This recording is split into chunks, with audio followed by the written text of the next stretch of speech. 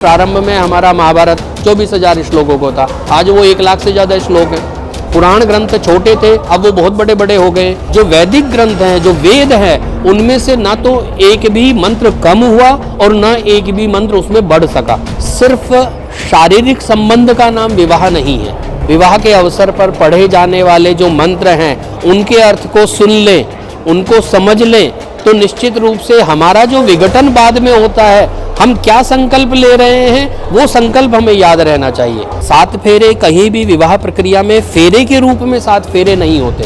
दरअसल अलग अलग प्रक्रियाओं में वो 7 फेरे पूरे होते हैं। सप्तपदी की एक यहाँ पर प्रक्रिया होती है, जहाँ पर 7 संकल्पों के द्वारा अन्न के लिए, संपत्ति के लिए, संतान के लिए, इस प्रकार समाज के लिए, राष्ट्र के लिए अलग अलग संकल्पों के साथ जो है सप्तपदी होती है। और अंतिम जो सखे सप्तपदी भव, अंतिम जो पग है वह मित्रता का है कि पति पत्नी में कोई छोटा या कोई बड़ा नहीं है। जैसे मित्र कभी छोटा बड़ा नहीं होता, मित्र मित्र होता है, समान अवस्था वाला, समान भाव वाला होता है।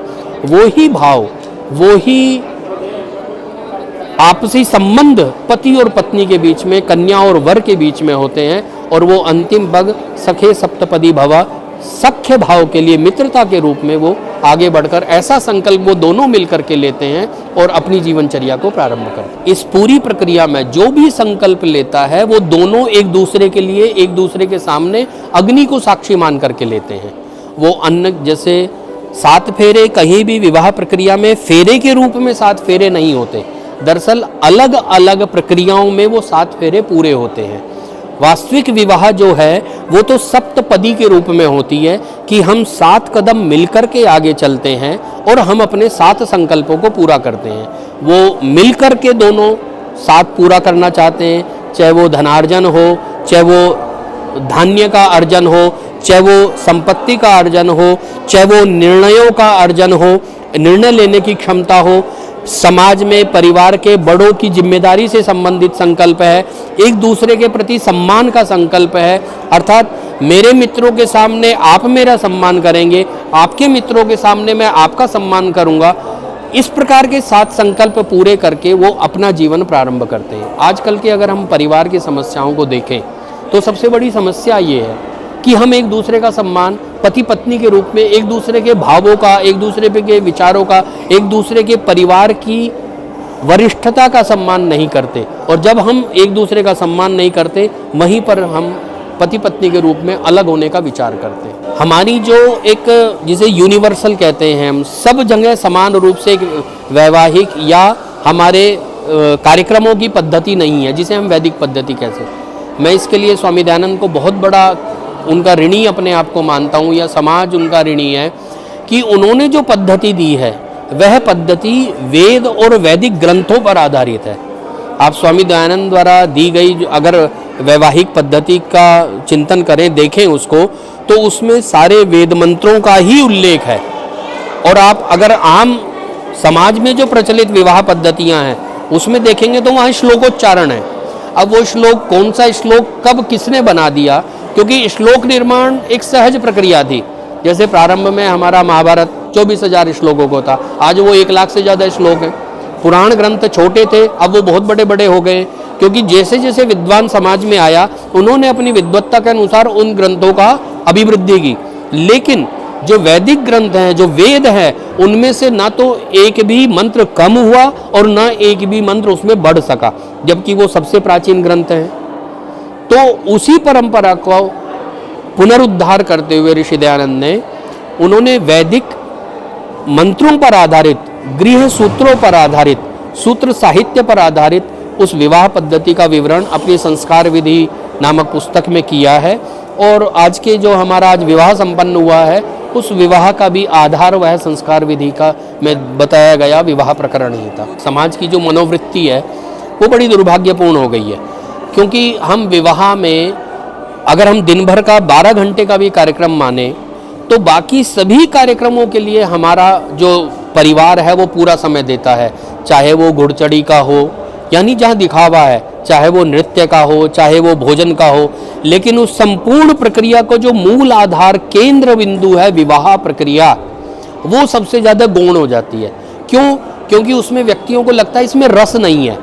हम जब मिले हैं, हमने नृत्य किया या कहीं पर भी, वहाँ एक रस की अनुभूति होती है। ये एक बढ़िया गंभीर प्रकरण होता है, गंभीर विषय होता है और संपूर्ण विवाह आयोजन का ये मूल केंद्र होता है। लेकिन अज्ञानतावश, लोगों की उपेक्षावश या इसके प्रति श्रद्धा ना होने का कारण, और बहुत कुछ मैं समझता हूँ बहुत बड़ा कारण मैं पुरोहित वर्ग को भी मानता हूँ, क्योंकि पुरोहित वर्ग भी यजमान के सुविधानुसार उसमें कुछ भी परिवर्तन अपनी सुविधा से या यजमान की सुविधा से करने लगा है। उसकी एक निश्चित पद्धति को उसने नहीं बनाए रखा, इसलिए वो गौण होती चली गई और धीरे धीरे लोगों के मन से उसका विश्वास कमजोर पड़ गया। दरअसल जो लोग विवाह के वास्तविक अर्थ को नहीं जानते, वो इस प्रकार की मानसिकता में जी रहे हैं। सिर्फ शारीरिक संबंध का नाम विवाह नहीं है। आजकल जो विवाह का प्रारंभ, लड़के लड़कियों के मिलने का अवसर और उसके बाद उस प्रक्रिया को आगे बढ़ाने का अवसर है, उसके पीछे एकमात्र कारण शारीरिक काम वासना या शारीरिक मनोवृत्ति रहती है। शारीरिक वृत्ति उसमें प्रधानता हो गई है। लेकिन विवाह संबंध के पीछे जो एक शास्त्रीय परंपरा है कि एक समाज की नई इकाई के रूप में हम लोग अपने आप को आगे बढ़ाए हैं, वो मनोवृत्ति कमजोर हो गई है। और यही कारण है कि अन्य बहुत सारे कारण बनते हैं। जैसे मैंने बताया, वर और वधू के बीच में एक शारीरिक आकर्षण कारण बन जाता है विवाह का। परिवारों के बीच में लेन देन आकर्षण बन जाता है कि ये परिवार मुझको बहुत ज़्यादा दे रहा है या ये परिवार मुझको नहीं दे रहा है। तो जो मूल कॉन्सेप्ट है, जिसे कहते हैं मूल अवधारणा जो है, वो अवधारणा हमारी पीछे हो रही है। अगर हम विवाह के दौरान, विवाह के अवसर पर पढ़े जाने वाले जो मंत्र हैं, उनके अर्थ को सुन लें, उनको समझ लें, तो निश्चित रूप से हमारा जो विघटन बाद में होता है, हम क्या संकल्प ले रहे हैं, वो संकल्प हमें याद रहना चाहिए। तो जब हम किसी विद्वान के साथ बैठेंगे उसके संपर्क में, तो निश्चित रूप से हम उस चीज़ को समझ पाएंगे, जान पाएंगे। जब हमें वो अवसर ही नहीं मिलता, हमारे पुरोहित वो व्याख्या नहीं करवा पाते, वो मंत्र हमें बता नहीं पाते, तो हमें वो संकल्प भी याद नहीं रहता। और जब किसी काम का प्रारंभ बिना संकल्प के होता है, तो उसमें व्यवधान आने की संभावना पूरी रहती है। तो युवाओं से यही आह्वान है कि वो एक योग्य पुरोहित के द्वारा पूरे समय दे करके विवाह प्रक्रिया को देखें, सुने और समझे। अगर वो ऐसा करेंगे तो उनको वो संपूर्ण जीवन वो याद रहेगा, वो संकल्प लिया हुआ याद रहेगा कि हमें अपना जीवन इस प्रकार से एक दूसरे के पूरक होकर के जीवन यापन करना है।